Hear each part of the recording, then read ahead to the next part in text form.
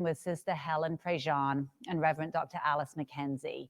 When the bigBANG chair, Giles Davidson, sent me a note in the summer and said, you have to listen to this, to Sister Helen. She was having an interview with Terry Gross on Fresh Air, and I listened to it, and I was just automatically captivated. Wow, her story and what she has done with the criminal justice system and advocating for the death penalty is nothing short of extraordinary. So I do hope that you enjoy it. And again, Dodie Frost Crockett, thank you so much for your support of this. And to Reverend Dr. Alyce McKenzie for being a really expert moderator and bringing this conversation to us. So over to you, Dodie, and thank you again for being with us.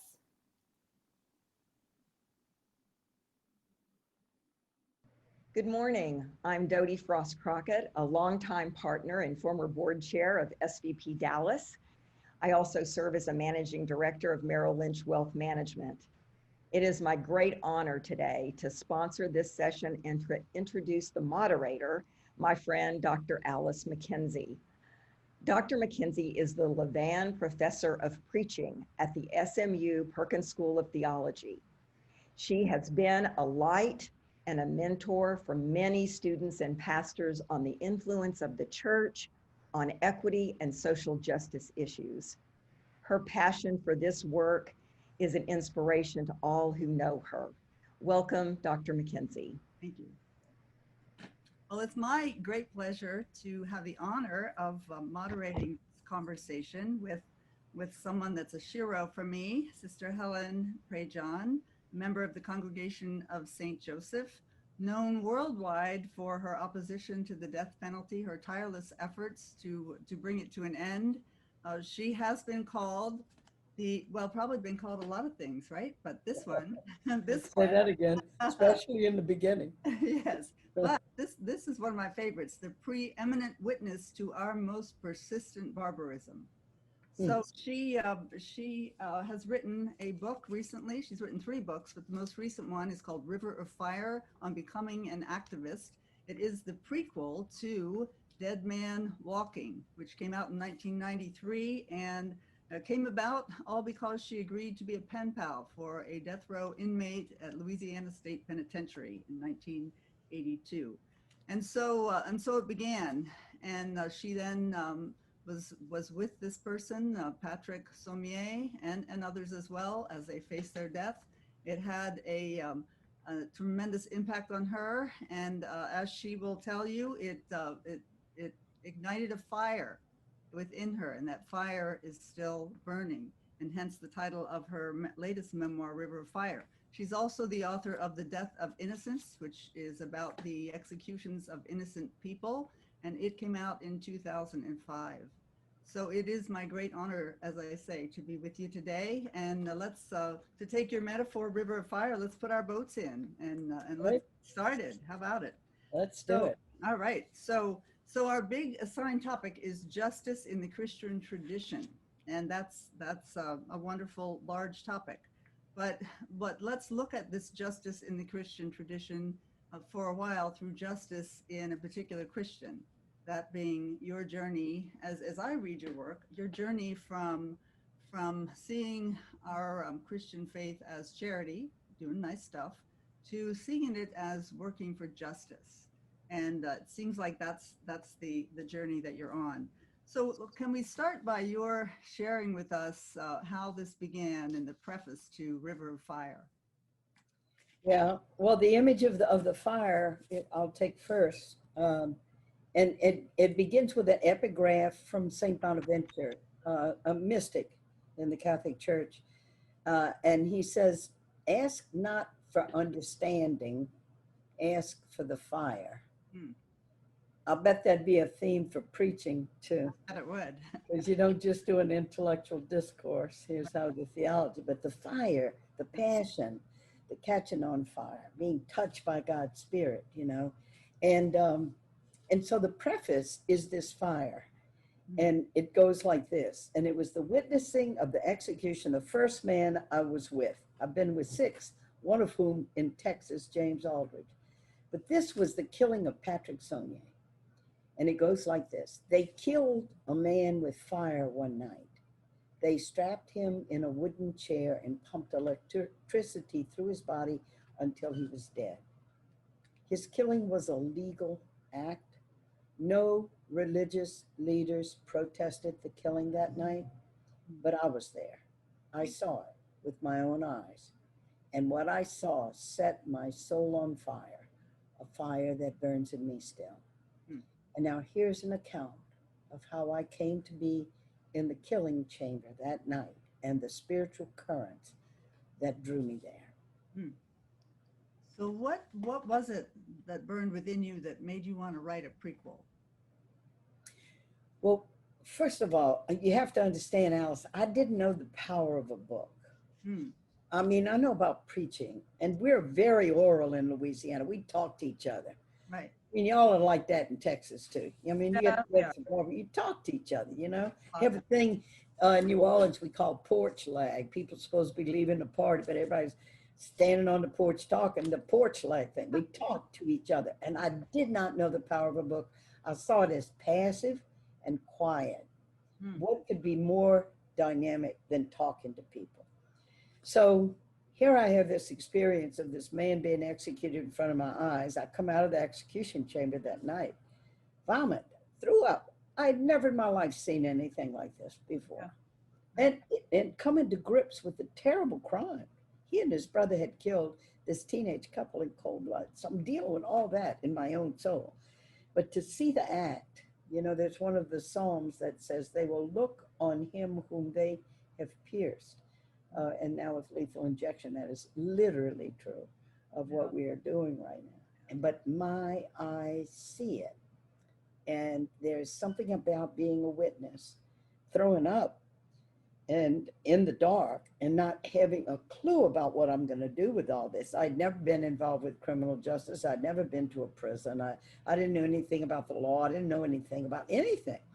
All while Tim Robbins was writing the screenplay of the film Dead Man Walking, he kept saying, the nun is in over her head.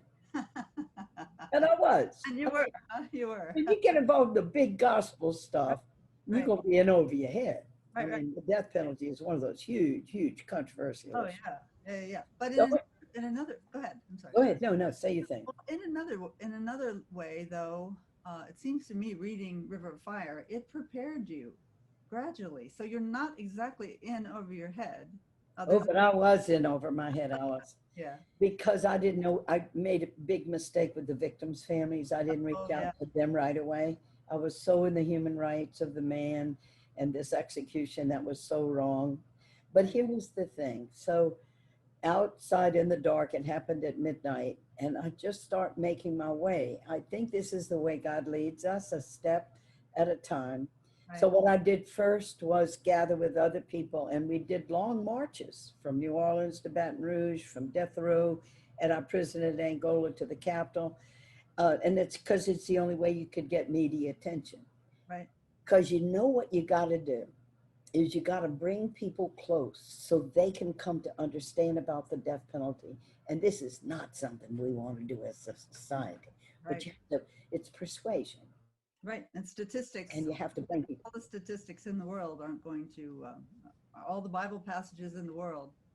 Oh, yeah. Aren't going to do it.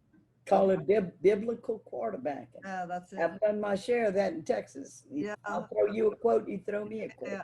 Well, it seems like one side has better quotes than the other, but you know. Or statistics too. Yeah, statistics too. I mean, Stalin was the one who said, if you kill one person, that's murder. If you kill a million, it's a statistic. We're kind of dealing with that with this pandemic right now with COVID. Right. Yeah, that's you get to what, 210,000, you go 210,000, it's like you get numbed. Yeah, you get anyway, but mind you, what my eyes had seen, but I also believed in the goodness of people. Right. That people were not mean and vengeful. They had been made to be afraid by politicians. And boy, you look at that rhetoric in the beginning 80s about how we were going to be tough on crime and these murderers were evil and we couldn't put them in prison because they're going to kill other inmates of the guards. The only thing we could do was terminate their lives, and you made people afraid. Right. So you have two factors. That's what I figured out. Two factors. people are made to be afraid and they're separated from the suffering. Right. They don't see it. There've been 2 court cases to try to make executions public, and they've both been defeated. Right. I had been one of those witnesses brought in. Right. So I began to get out on the road and I began to talk. And then gradually I began to write. And then that got accumulated in a kind of portfolio of op-eds. And then I got a literary agent, and Random House said they would publish a book. And that was Dead Man Walking. So Dead Man Walking is just a miracle that it happened. And then what happened out of it was a miracle. I was a first-time author. And if I hadn't had this amazing editor, Jason Epstein, who was the managing editor of Random House, who helped me shape the story of Dead Man Walking, you never would have heard of my book. So there wouldn't have been a book, and there wouldn't have been a prequel to go before the book, because it never would have. The book. Yeah. But, and here's the shaping of the story and the scenes, as you say, in terms of how do you take people through something so controversial, where on the one hand, 2 innocent teenage kids. Yeah. David LeBlanc was just 17, Brutal.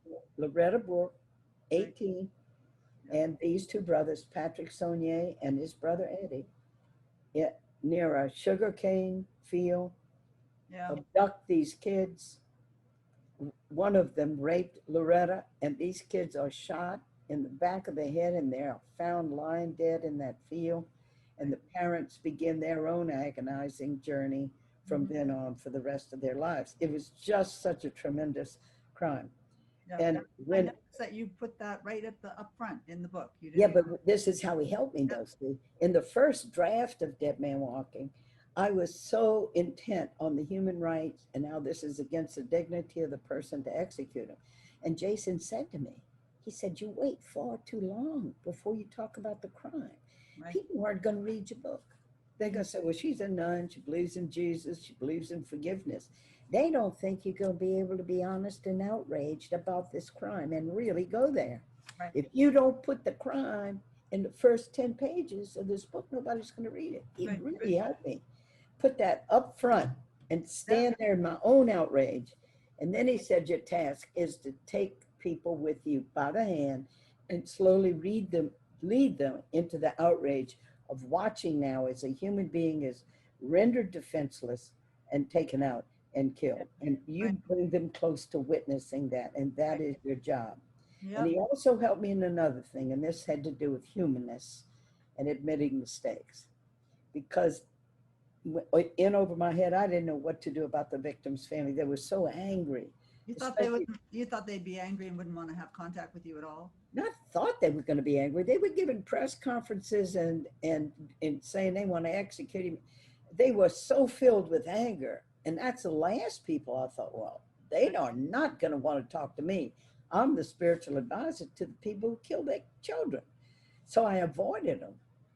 And so when Jason's reading this in the first draft, and I just said in it, well, I'd never done this before, so I thought better to stay away. And he looks at me, bright eyes, and he says, well, it was cowardice, wasn't it? Ooh. You were scared. He called you out. You were scared, weren't you? And he said, look, when you write your book, don't just spin things that you look good. Admit your mistakes to people, and then they'll trust you. Right. He helped me with those 2 really important things. Yeah, and you know, you had to. It was. I would think it would be very tough because you've got empathy for the perpetrator, and you've got empathy for the family and the victims, and so all of that together, it's a lot of empathy. Well, in the end, that's the journey, though. But it still is. There's people have deep ambivalence in them. Right. When you hear about the crime, and there's a part in all of us that just say, whoever did that deserves to die. Right. And then there's the other part of us. Can we trust government to do that? Right. And then aren't we imitating the worst possible behavior? Much less saying to victims, families, you're going to wait 20 years, then we'll let you witness as we kill the one who killed your loved one. You get to watch that violence. It's going to heal you. I mean, it takes a lot to work through all this. It does. Yeah, and it is ironic that that premeditated murders are given longer sentences, and yet that's what this is. but performed by the government, right? Yeah, right. Okay, good. Right. Good. So, Yeah, but so anyway, to take them there, the principle of writing, good writing is show, Yeah. don't tell. yeah. And so when the book came out, Alyce, in '93, it was like a tsunami hit my life. Actually, I had been on the road ever since till COVID hit, and on March 12th, I came here to New Orleans. I'm in my little house now, and I haven't been on the road. I've been in every city. I've been in and out of Dallas at least 15 times over these years, in and out of every state, always on the road. And I kept thinking of the epistles of Paul, the journeys of Paul. You got to get to the people. Right. And I began to just go to the people, take people through. Don't shortchange the journey, bring them into the horror. Right. And then say read, because when you're reading, it's meditation. You're quiet, you're not debating, and you're using your imagination, and you can really go to places. I learned the power of the book. Well, the imagination is so powerful. My original work was in wisdom, the wisdom of Scripture, the woman wisdom, and Proverbs of Jesus. And more recently, I've been focused on scenes in a book called Making a Scene in the Pulpit. And it's the exact same dynamic you're talking about, because you can tell people about God all you want, but if you invite them into a scene and have them take a seat, and like you did with the book in both your first visit and your last visit, then I think you get from here to here. Right. Alyce, do that for us a little bit, just so it's a mutual kind of sharing, not just me. Take us into a scene of wisdom. Let's hear what you got. Well, let's see. How about, well, I would say if you're going to talk about Paul, how about that? I have this one sermon called Paul's Pack List, and it's on Philippians 2. And I start out by talking about how when I go places, I often forget things.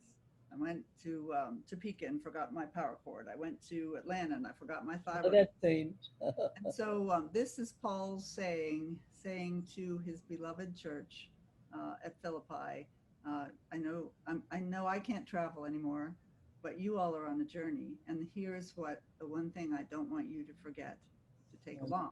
So you sort of bring them into his cell, right? A prison image.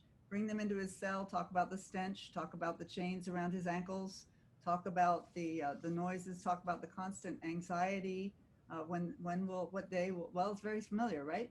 The door will open and I'll be out to the chopping block, which is probably a lot more humane than the electric chair. But here he is in this anxiety, and he's writing to them, and the beautiful Christ hymn, which is the thing that you don't want to forget on your trip, is humility.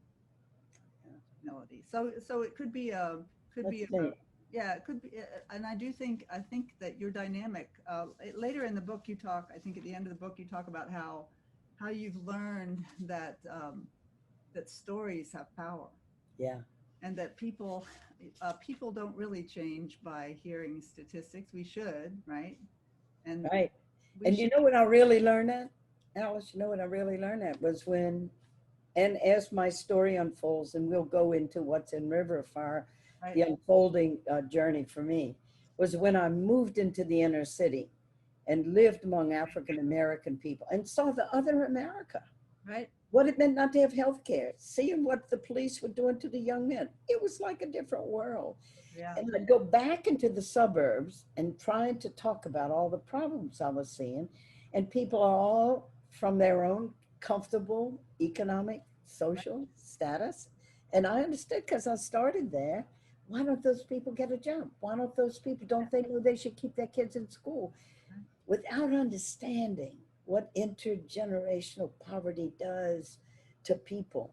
And I went, so I got to learn how to write, got to learn how to do stories. Right. And I worked with this great writer at the Times-Picayune, Jim Hodge, and he taught me how to write. We started a little newspaper called Flambeau, because in the night parades in New Orleans, African-American people carry the torch of the flambeau. And it's called a Catholic voice for justice. But that's how I woke up. After I woke up to justice, and then of course I'm waking up, they become my teachers to white privilege, to the whole thing of the difference between systemic racism and prejudice. Individuals can be prejudiced, but racism is when you have prejudice linked into law, into institutions, and into power. And I began to learn that. Right. But the reason I wanted to write River of Fire is because you not only had Dead Man Walking going on, and I continue to accompany people on death row, and to feel that suffering, Alyce, you touched on that, the barbarity, and because people are so separated from it, they don't see the suffering. It's just like they may hear about an execution. Right. Yeah.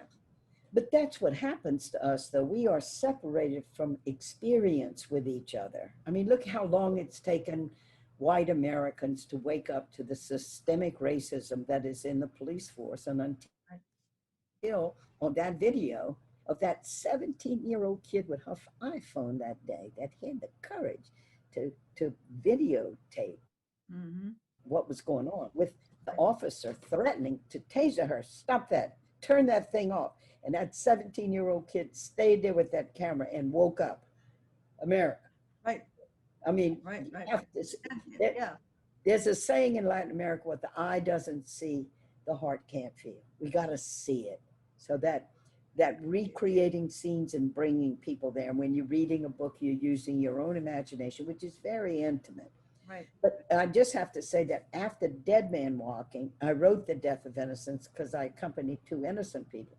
You got to understand how the courts work, because people say, oh, the appeals courts, if they make a mistake in trial, the appeals courts will correct it. Wrong. There's a certain formality you got to find, and you have to have a lawyer to raise formal objections, or no, appeals courts don't. Oh, look, if I could just get DNA evidence, I can show I'm really innocent. Too late. You should have filed it. You should have gotten it. And they use things like time or small technicalities to prevent people from getting justice. Yeah. So that's in Death of Innocence. And another big part that's in Death of Innocence, going back to that first line, no religious leaders protested the killing that night. I have been in this 30-year dialogue with the Catholic Church about the death penalty.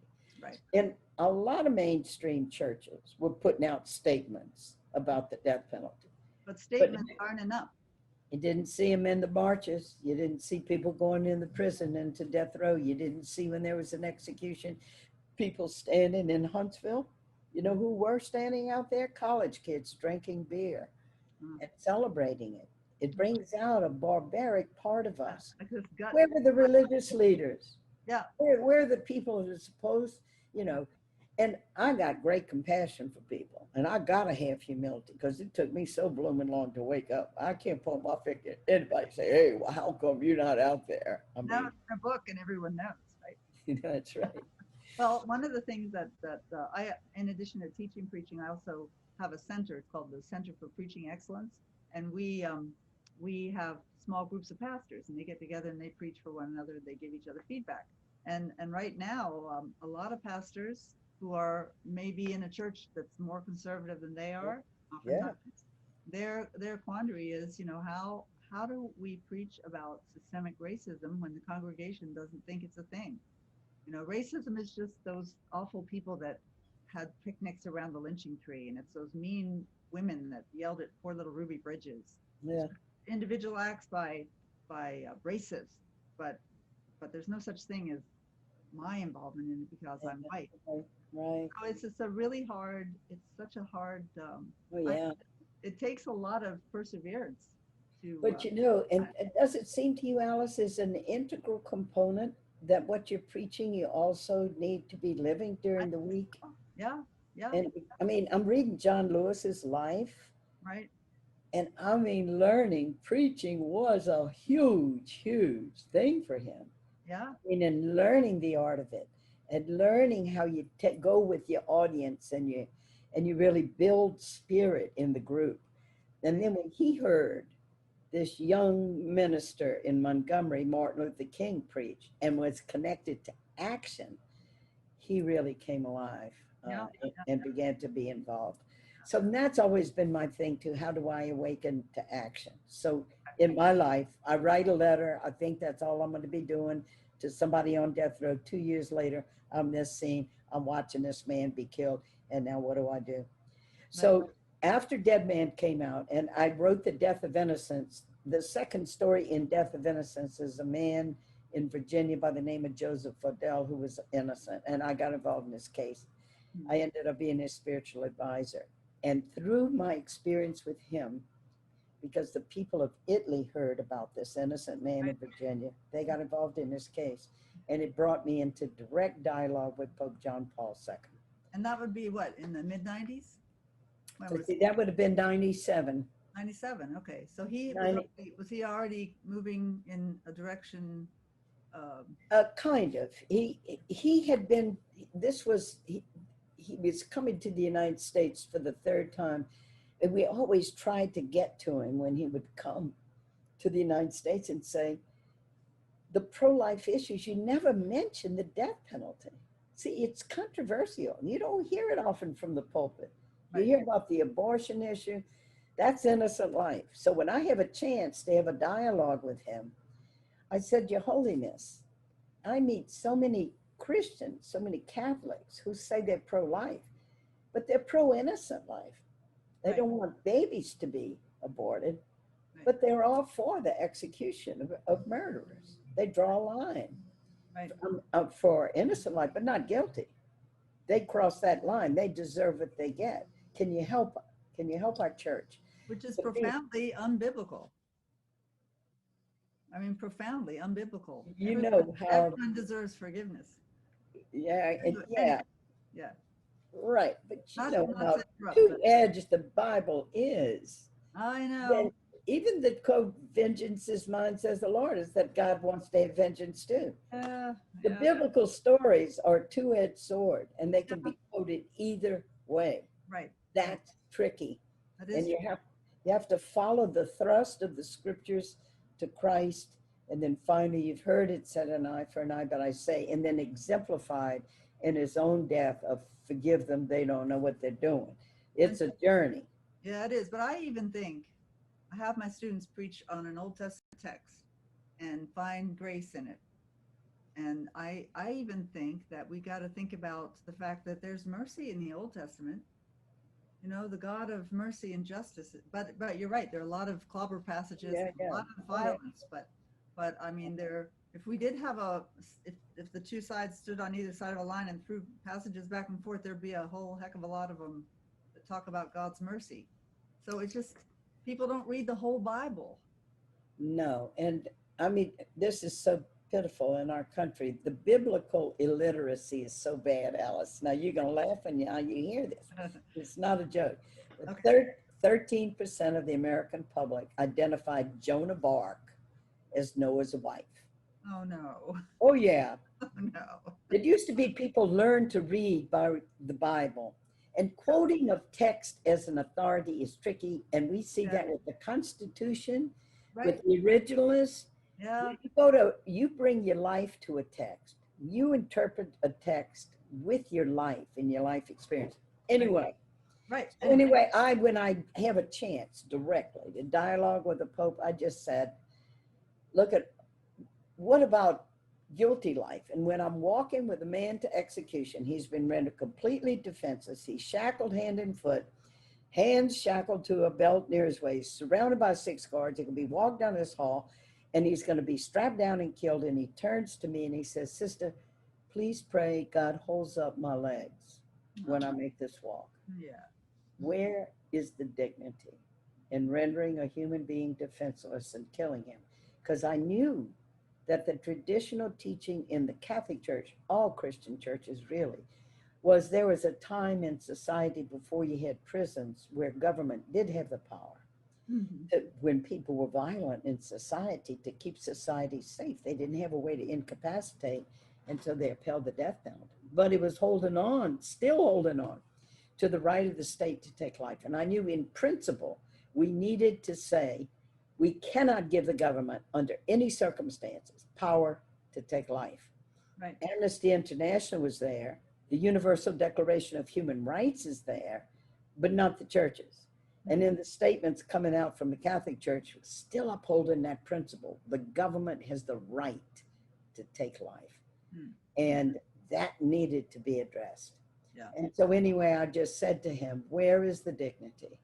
Is it only the dignity of innocent life? Can you help our church uphold dignity of all life? And so he did his part, because in 99, 2 years after this dialogue, and I was part of it with everybody, you know, people go, oh, you changed the Pope's mind. I was one part. We always are in community. We rise together, right?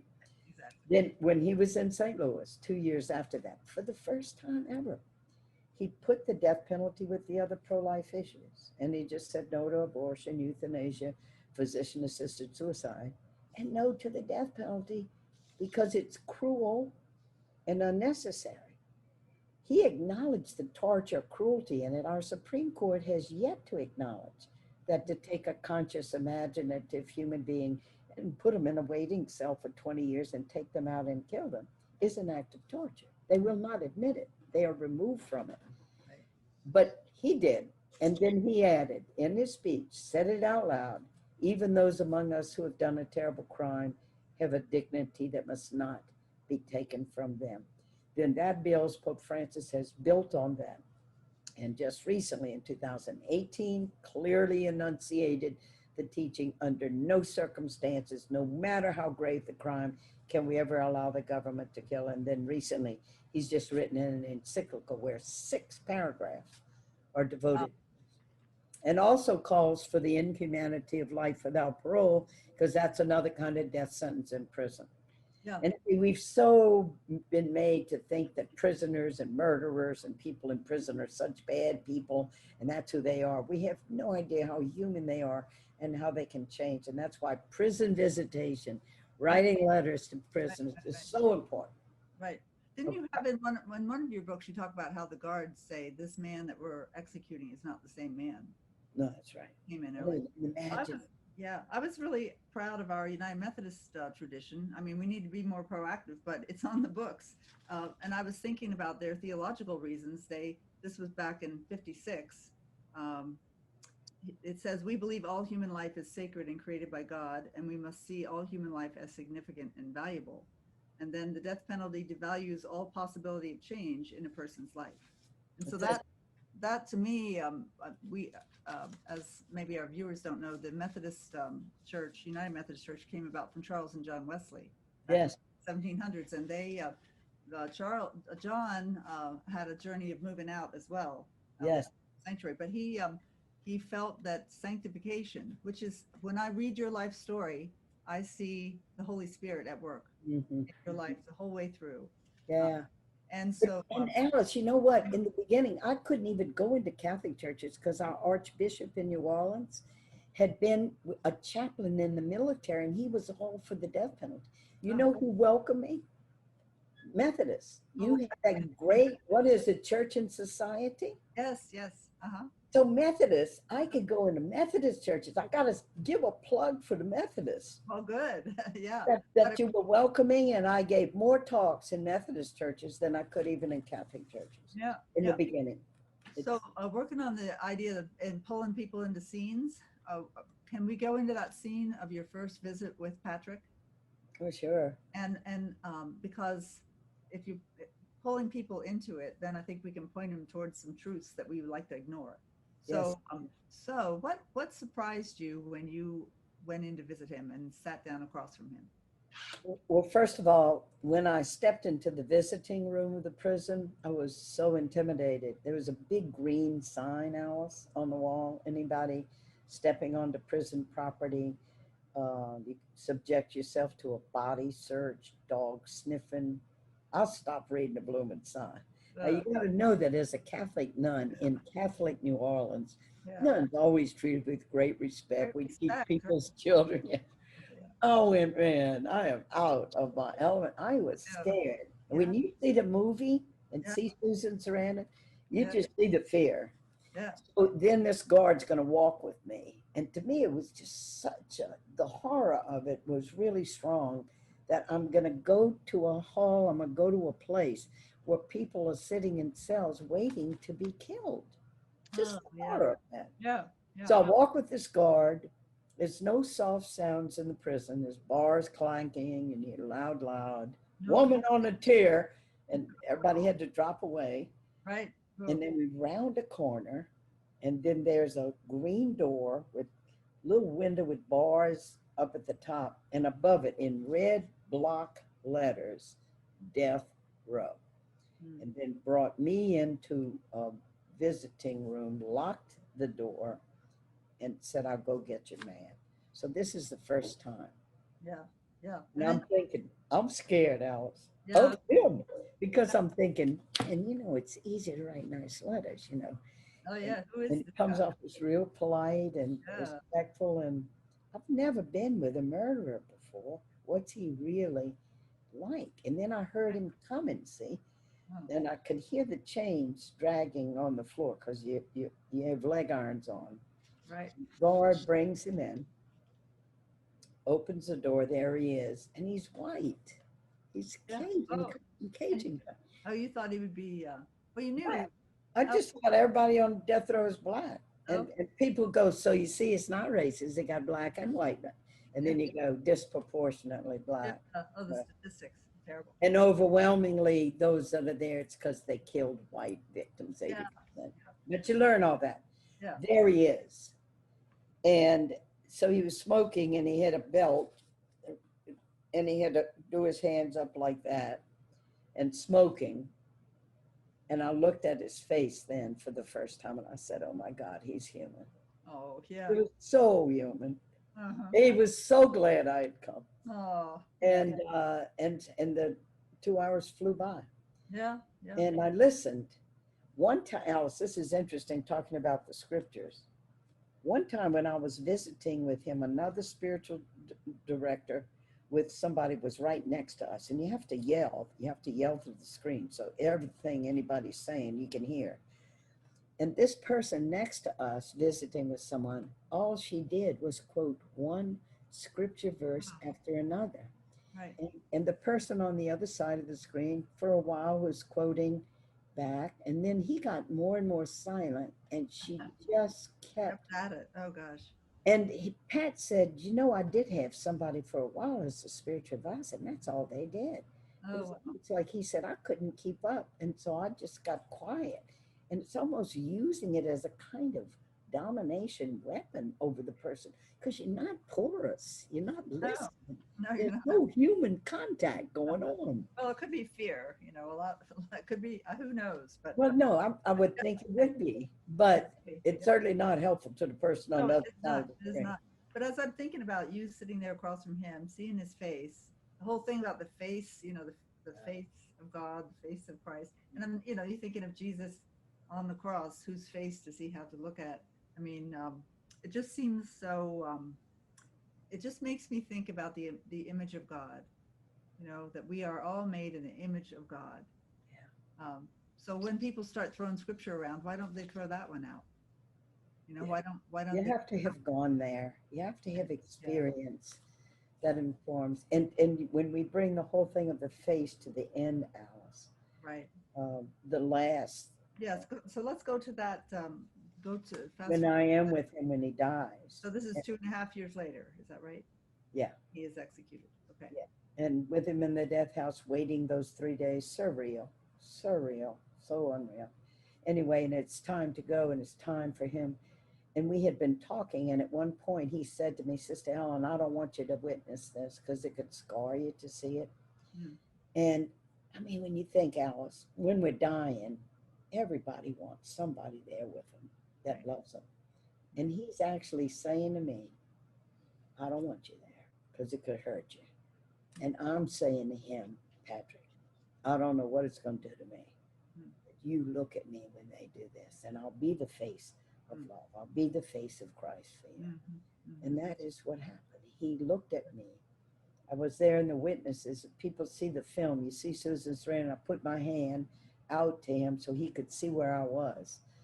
And then they put a mask over his face, this leather, heavy linen. So the witnesses couldn't see what happened to a human face when 1900 currents of electricity going to go through his body. But I knew he had seen me. I knew he knew I was there. And boy, that fire of commitment walking out of there, I owe it. I got to do it. I have this moral imperative because, and it's that face. It's that face, Alyce. Right, right. Well, in one of your interviews, I remember the interviewer asked you what kept you going, and you said, "I work for human rights because I've met the human beings." Oh, yeah. And so I mean, and that's all that for justice. What we have to do is cross boundaries where we are separated from each other. We have to cross the boundaries. And those of us who are privileged, it's not a question in our churches, are we going to have a panel? Are we going to have African American people come and share their experience? I love what Pope Francis is saying, that we as believers have to be the field hospital out where the wounded are. That's great. Yeah, right. So we got to be the ones out there. Yeah, we got to go out there. I remember John Wesley, his big breakout was when he left the sanctuaries and went out and preached to the miners in Bristol. Oh, wow. And my dad was a big admirer of John Wesley, so my mother was insistent that I preach his funeral service, which was difficult. Oh, and wow. I was very nervous. Oh, yeah. So I prayed, and others were praying for me. But at any rate, I got up. You know, when you're nervous, sometimes you muff your lines. So I got up and I said, my father was a great admirer of John Wesley, who came out of the church and stood by the side of the path as the miners came up out of the mines and offered them gin instead of Christ. There was nervous laughter, and my younger brother went, "Yeah, that John Wesley was some kind of evangelist." But so those are not the kind of scenes that I want to repeat in my preaching. But you know, it's just.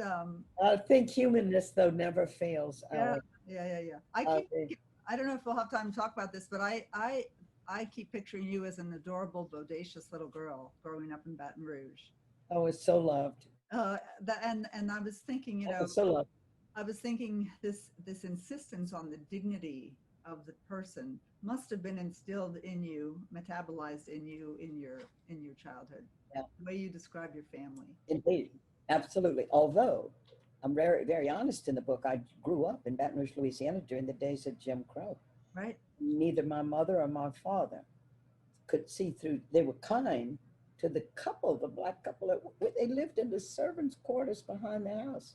Ellen, Jesse, I didn't even know their last names, but they were kind. And Daddy helped Ellen and Jesse get a house, helped Jesse get a job. Charity, kindness, charity, and has dignity, but never to question what it meant to have to sit in the back of the bus or that. So it was culture sees shapes a lot, and I've been in and out of Texas a lot.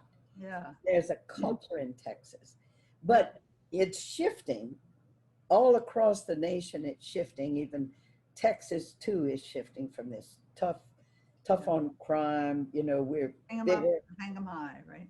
Yeah, but that's not most people. And when you can bring people into the humanity. And you know what's great about the opera of Dead Man Walking? I don't know if you've seen it. I did hear about that. I haven't seen it. Yeah, well, anyway, it was really big in Houston. It's going to be at the New York Met. COVID is holding it back a while. But Terrence McNally, the great playwright who did the libretto, introduced as one of the victims the mother of the death row inmate who's going to be executed and who's got to watch as her son is going to be killed, and feeling her guilt and her sorrow of having let her son down, and her sorrow. She comes forth in the opera in a way that it doesn't come out in the film. And it's the saddest funerals in the world, Alyce. Your child has been executed by the state. They try to have the funeral quietly so the media can't get, and scenes at wakes and the final funeral of media person trying to get in to take pictures. One of the relatives running after the media person in the parking lot, throwing their shoe at him, stay away, stay away. And a mother burying her child. And it's full of shame. It's full of, it's just unspeakable. And their dignity. Well, they're telling us we're out of time, but I need to end with, I have a planned ending. Okay. Okay, good. Thank you so much for the privilege of talking with you, and I hope it's not Wonderful, the last time. wonderful. But though I'm a Protestant, they allow me to Okay. subscribe to This Day, Daily Prayer for Today's Catholic. And you know, when you're thinking about a theme, everything that you experience relates to that theme. But on Wednesday, October 21st, the Psalm reading reminded me of you. All right, so may I, and it is a beatitude, a statement of blessing. Okay. Yeah, I do. I meditate from that same book, by the way. Okay. Okay, go ahead. So this is just the first and the last verses. Blessed are they who have concern for the poor. In the time of trouble, the Lord will rescue them. In their integrity, God upholds them and sets them in God's presence forever. Wow, So that's beautiful. that's wonderful. my prayer of gratitude to you, Thank and you for that. may your efforts continue to bear fruit. Thank you. It's a joy to have this conversation with you. Great to I talk to felt you. God's spirit with us. As did I. Take care. Thank you.